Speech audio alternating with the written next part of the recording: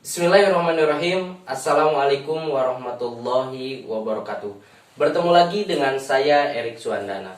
Pada kesempatan sebelumnya, saya sudah membahas tentang beberapa jenis dari aktuator.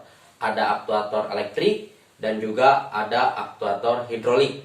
Nah, pada kesempatan kali ini saya akan coba membahas tentang jenis aktuator lainnya, yaitu aktuator pneumatik. Saya akan coba tulis di sini. Aktuator pneumatik.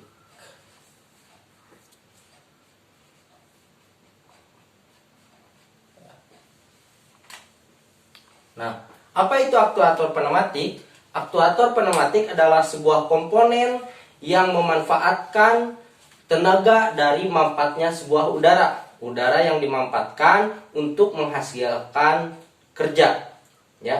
Jadi aktuator pneumatik ini adalah sebuah alat yang berfungsi untuk menghasilkan kerja dari sistem udara yang dimampatkan, ya. Kalau misalnya kemarin hidrolik dari sistem fluida yang berbentuk cairan atau oli, pneumatik ini adalah basicnya adalah udara, ya. Adapun komponen-komponen dari sistem pneumatik itu sendiri, ya, atau aktuator pneumatik itu sendiri ada beberapa komponen. Saya akan coba menjabarkan satu persatu. Yang pertama adalah sistem pembangkit udaranya, ya. Sistem pembangkit udara. Nah, ya. Jadi yang paling terpenting dari sistem pneumatik adalah udara. Tentunya udara itu perlu ada pembangkitnya. Apa? Ada yang namanya kompresor. Ya. Sebuah alat yang menghasilkan udara. Lalu masih dalam satu rangkaian sistem, tentu ada tempat untuk menyimpan udara, yaitu tangkinya, tempat untuk memampatkan si udara yang dihasilkan oleh kompresor, ya. Ada juga namanya dryer, ya. Udara yang dihasilkan oleh kompresor kadang masih memiliki kadar air, jadi dia memerlukan dryer untuk mengeringkan si udara tersebut, ya. Komponen yang kedua itu adalah unit servis atau unit pengolah udara, ya. Bisa juga dibilang dengan unit servis, ya. Ada 3 unsur F, R, L, ya. F-nya ini adalah filter sebagai penyaring udara yang ada, penyaring udara. Terus R-nya ini adalah regulator, ya. Dia yang mengatur seberapa banyak udara atau seberapa banyak udara yang masuk nanti ke dalam sebuah sistem. L-nya adalah lubrikator, ya. Jadi udara yang dihasilkan nanti akan ada sistem lubrikasinya. Nah, si unit pengolah udara ini dia berfungsi untuk mengontrol udara yang masuk ke dalam sistem, ya. Lalu yang selanjutnya, komponen yang ketiga adalah katupnya. Katup atau valve, ya. Dia yang berfungsi untuk mengatur aliran udara pada sistem pneumatik, ya. Kita ketahui katup dalam sistem pneumatik itu banyak sekali jenisnya dan memiliki beberapa kode dan simbol. Saya contohkan misalkan simbol untuk katup, ya. Ada simbol yang seperti ini. Nah, ini namanya katup 2/2, ya. Nah, kenapa 2/2? 2 ini dia 2 inputan atau terminalnya. Ada 1, ada 2. Sedangkan per 2 yang di sini itu adalah bagian dari daerah atau potnya, ya.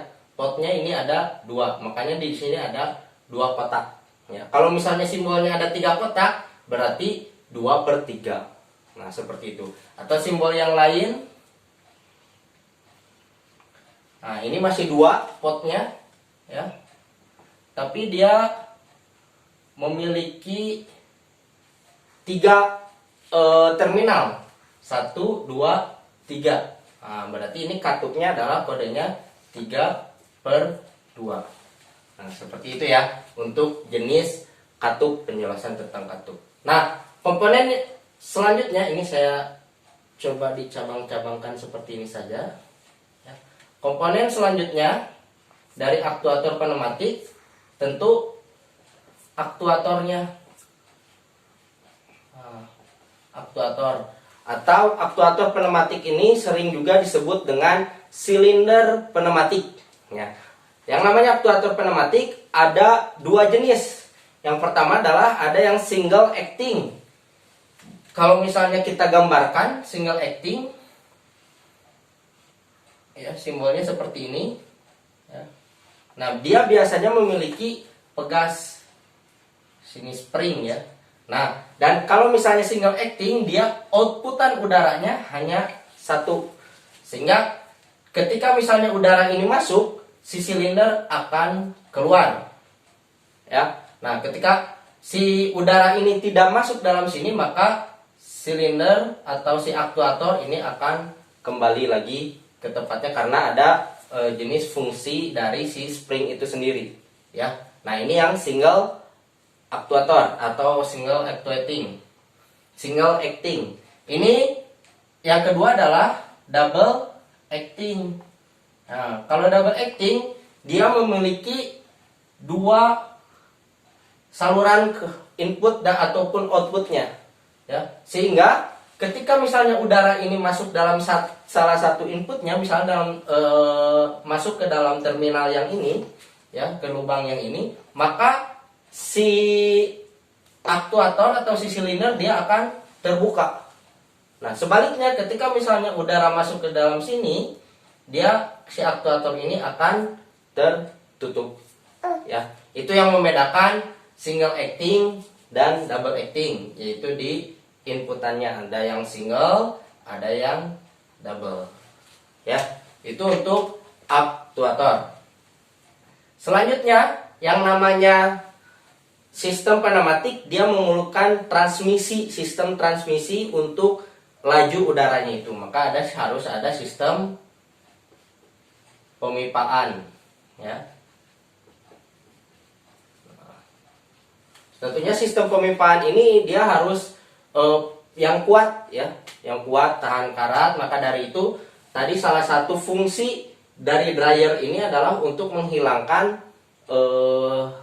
kelembaban air atau menghilangkan komponen air dalam udaranya supaya terhindar dari kerusakan. Biasanya sistem pneumatik ini rentan sekali kebocoran, ya, karena ada apa? Karena udara yang masuk ke dalam sistem pemipaan itu biasanya masih memiliki kadar air.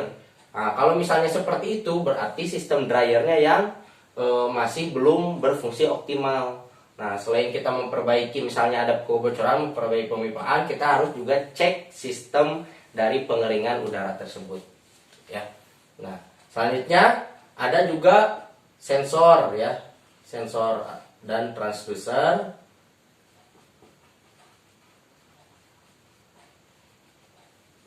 Dan juga ada sistem kendali.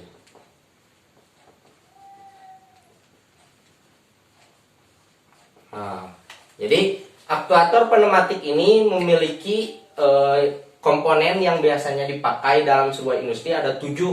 Yang pertama adalah sistem pembangkit udara, ya, yang di dalamnya sudah termasuk dalam kompresor, tangkinya, serta dryernya sebagai pengering. Terus ada unit servisnya atau unit servis pengolah udara, ya, yang dikenal dengan FRL-nya, filter, regulator, dan lubrikator, ya.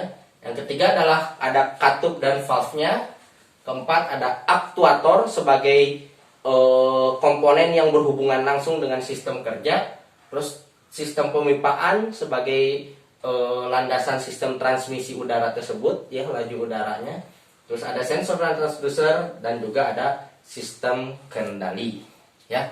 Nah, selanjutnya saya ingin membahas tentang alur sistem pneumatik. alur sistem pneumatik.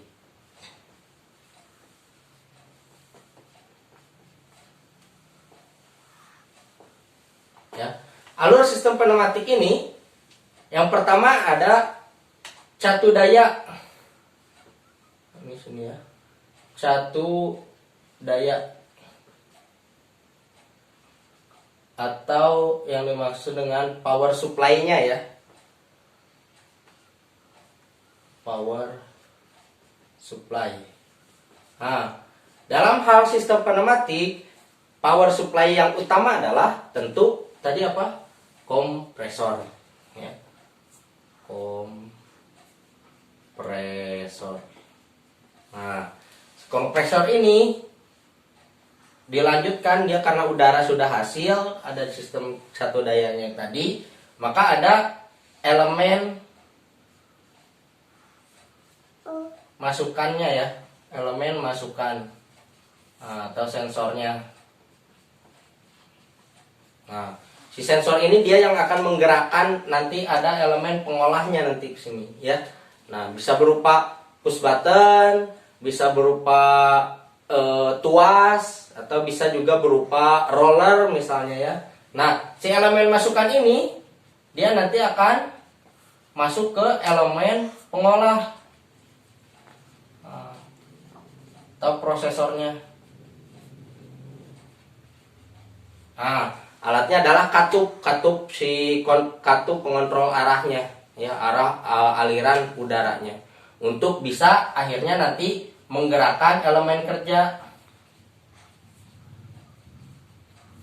Nah, elemen kerja ini adalah si aktuator pneumatiknya. Aktuator pneumatiknya. Ya. Jadi alur sistem pneumatik ini sebenarnya sederhana ya, dimulai dari ada power supply-nya, dia yang menghasilkan udaranya, terus berlanjut kepada elemen masukannya, terus lanjut ke elemen pengolahnya, itu prosesor, dan lanjut akhirnya adalah elemen kerjanya, aktuatornya, dia yang langsung menggerakkan sebuah sistem. Ya, baik rekan-rekan semuanya, itu saja tentang penjelasan aktuator pneumatik. Mudah-mudahan bisa bermanfaat bagi rekan-rekan semuanya. Terima kasih banyak. Wassalamualaikum warahmatullahi wabarakatuh.